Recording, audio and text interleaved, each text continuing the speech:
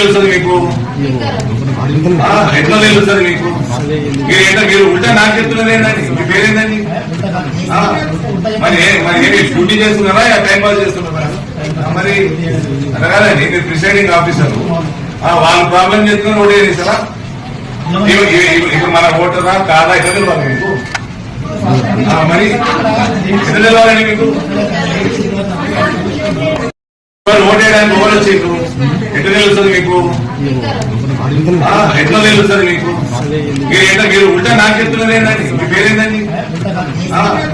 మరి ఏమి డ్యూటీ చేస్తున్నారా టైం పాస్ చేస్తున్నారా?